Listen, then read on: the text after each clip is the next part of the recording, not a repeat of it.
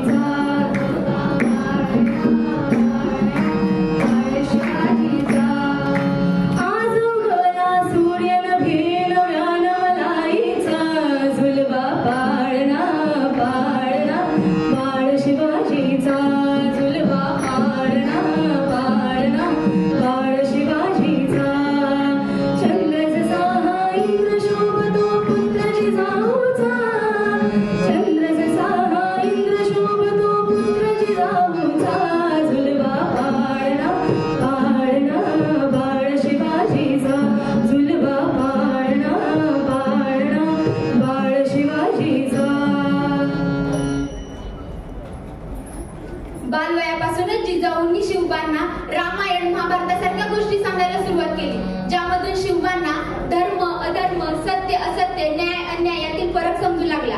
तसेच शस्त्रास्त्र व शास्त्र यातील शिक्षणासाठी शहाजीराजांनी अनेक कर्तबगार माणसे नेमली, जसे की दादोजी कोंडदेव, बाळकृष्ण पंत, रघुनाथ सोमनाथ. या कर्तबगार माणसांच्या नेतृत्वाखाली महाराज घडू लागले, शिकू लागले आणि एक दिवस शपथ घेतली स्वराज्य स्थापनेची, शपथ घेतली स्वराज्याच्या बांधणीची.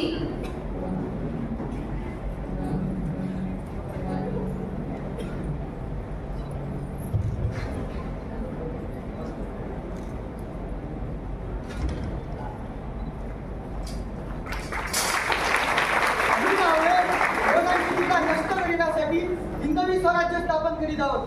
स्वकीय व परकीय शत्रूंचे उच्चाटन करण्यासाठी स्वराज्य स्थापन करीत आहोत. या रायरेश्वराला साक्ष करून प्रतिज्ञा करू, स्वराज्य स्थापनेला आपण आपले सर्वस्व व्हावूयात. याचं आम्हाला यश द्यावे, हे राज्य व्हावे ही श्रीजींच्या नमः पार्वती पते.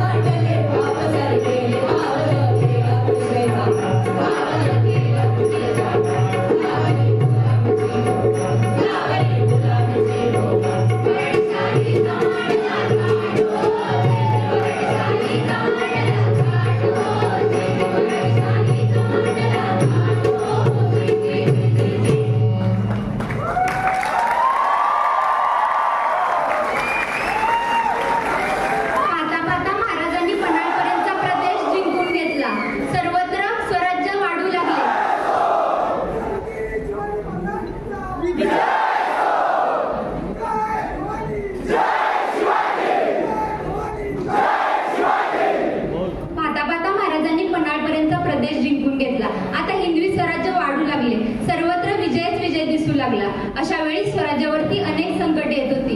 आता संकट ओढवले ते सिद्धी जोहरचे. सिद्धी जोहरने 4 महिन्यांहून अधिक पन्हाळगडाला वेढा घातला, परंतु हा वेढा सोडवण्यासाठी महाराजांनी एक युगत मांडली.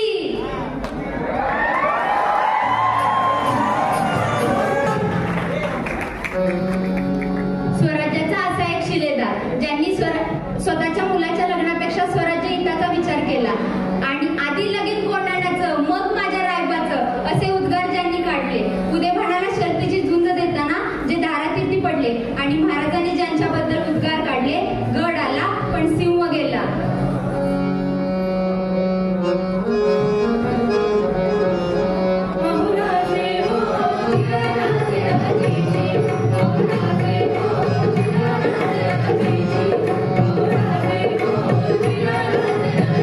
Thank you.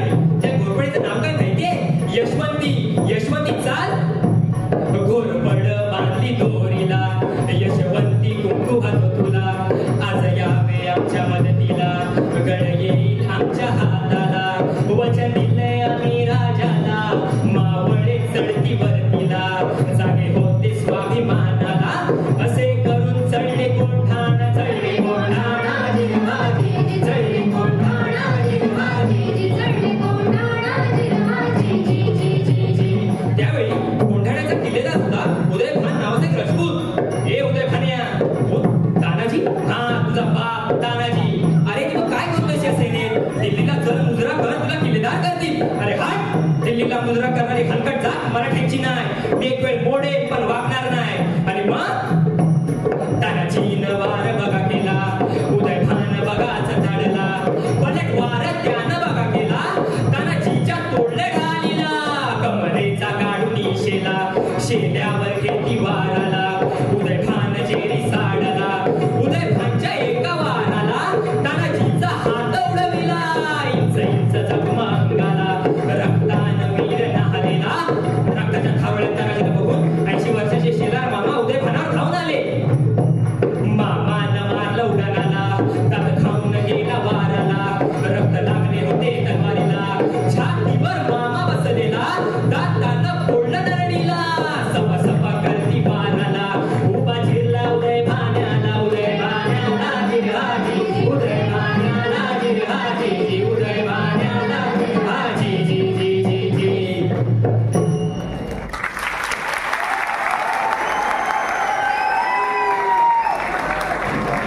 अशा या स्वराज्याच्या यज्ञकुंडात अनेक महावीरांनी आपल्या त्यागाची, शौर्याची, पराक्रमाची समिधे धारण करून त्यात आहुती घेतली. अशा कित्येक महावीरांनी आपल्या पराक्रमाची पराकाष्ठा करत स्वराज्यातील एक एक दगड, चिरा, पायऱ्या बांधल्या, घडवल्या, बसवल्या. एक एक बुरुज बांधला गेला. आणि आता वेळ आली त्या बांधलेल्या भक्कम गडावर भगवा ध्वज फडकवण्याची. हे पाहून सह्याद्रीची छाती गर्वाने फुगली, दिल्लीची मान शरमेने झुकली. झुकल्या वागल्या त्या गर्विष्ठ माना. जेव्हा डोळ्यांचे पारणे फेडणारा तो एक अभूतपूर्व सोहळा ठरणार होता.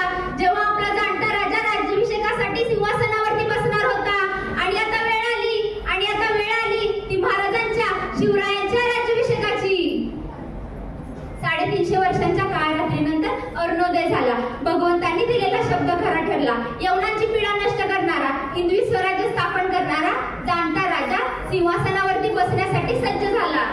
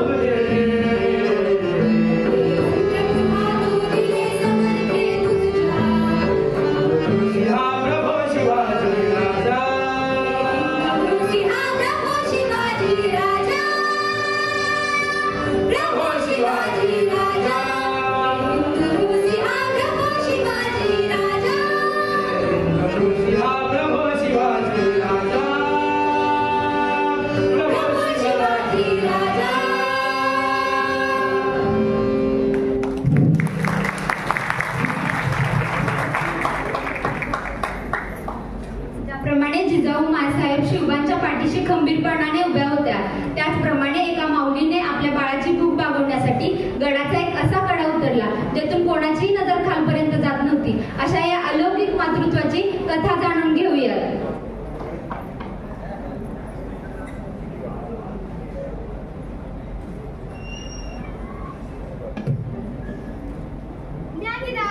माधव गवळ्याची लेक इथंच गडाच्या पायथ्याशी रायगडवाडीत जाते. रोज गडावर दूध विकाय जाते म्या. दिसभर गडावर दूध विकायचं आणि सांच्याला माझ्या बाळाला राजाच्या पराक्रमाच्या गोष्टी सांगायच्या. यात माझा दिस कसा निघून जातो कळत बी नाही. असं एका दिवशी गडावर दूध विकाय गेले. कोजागिरीचा दिसतो. या बया कोजागिरीचा दिस म्हणजे गडावर गर्दी असणार, गडबड असणार. म्हणून माझ्या लेकराला शांत झोपवलं. भीमाजीला सांगितलं, लेकराव ध्यान द्या बरं का. आणि मी गड चढू लागले.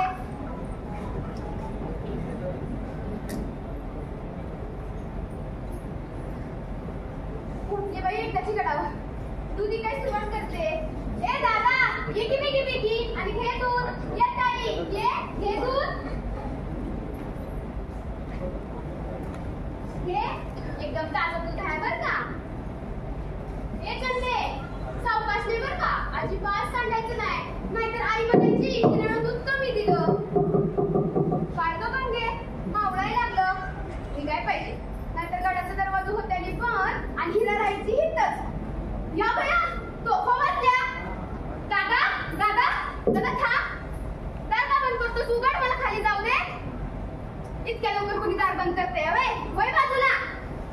नाही दादा उघड चांगले एकटा आहे. उघडदार नाही, जरा खाया पडते मी. एकदा उघड, एकदा उघडदार, एकदा उघड. पाहिजे तर हे माझं समजून तुला घे. एक कवडी बी देऊ नकोस. एकदा दार उघड, पुन्हा तर नाही अशी उशीर करणार. एकदा दार उघड, एकदा दया दाखवू. माझं नाही, माझ्या लेकराचा विचार कर.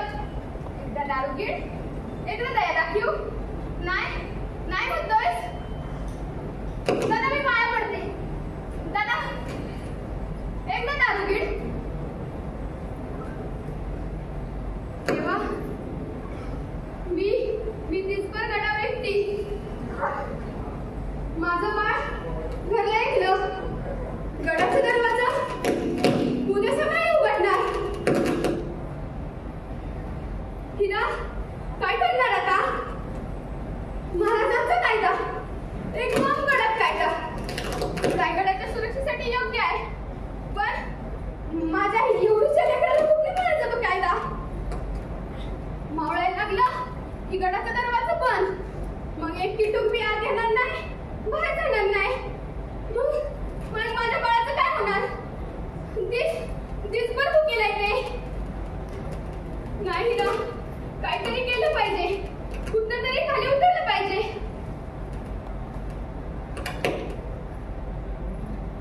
या बया, इथं तर माझं गाव दिसत बी नाही. हा, इथनं उतरते म्या. देवा साथ दे रे.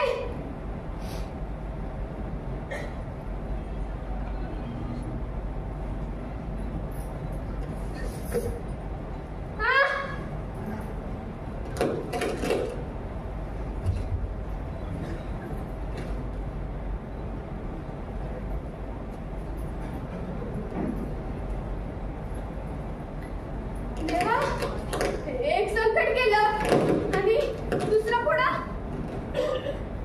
एवढं भलं मोठं जनावर माझ्या लेकराला काही केलं नसेल ना? मग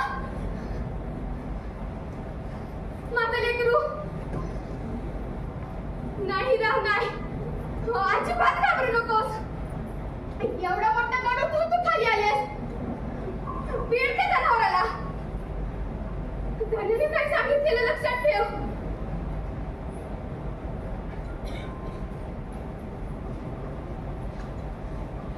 हे असं उभं राहायचं. अजिबात घाबरायचं नाही. हे असं डोळ्यात घालवायचे. तुझ्या भीतीचा वास लागतो जनावराला. त्याच्या डोळ्यात दिसतंय ते झेप कधी घेणार आहे.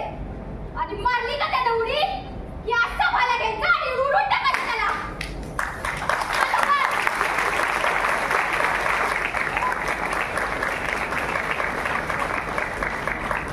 परकीयांनाही आकर्षण वाटेल असा जाणता राजा म्हणजे छत्रपती शिवाजी महाराज. अहो, अलौकिक सामर्थ्याचा, अलौकिक बुद्धिमत्तेचा, अलौकिक सामर्थ्याचा जाणता राजा गेला तेव्हा साकीब उस्तेद खान औरंगजेबाकडे खबर घेऊन आला.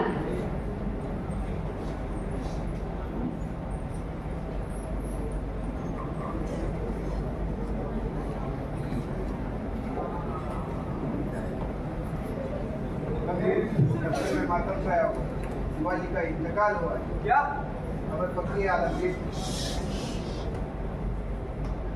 या खुदा रहम कर।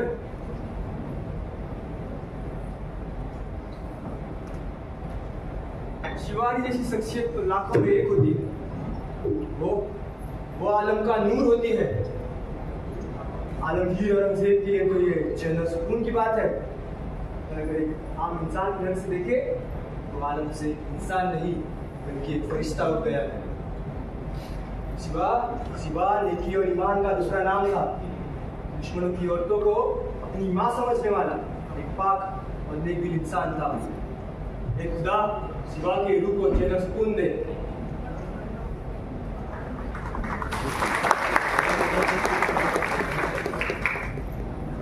या अल्लाह, मेरे 5 वक्त की नमाज का फजल उससे अदा कर दे और शिवा के लिए जन्नत के दरवाजे खोल दे। खुदा, जन्नत के दरवाजे खोल दे। 1630 ते 1680. अहो माझा राजा जगला किती अवघी 50 वर्षे, पण पुढचे 50,000 वर्षांचं उभं स्वराज्याचं दान महाराष्ट्राच्या पदरात घालून गेला. मरावे परी कीर्तिरूपी उरावे हे वाक्य शिवरायांनी सार्थ ठरवले. एक राजा जो रयतेसाठी जगला, एक योद्धा जो अन्यायाविरुद्ध लढला, एक राजा जो लोकहितासाठी झटला. एक असामान्य राजाने गुलामीला टाकून स्वराज्याला जन्म दिला.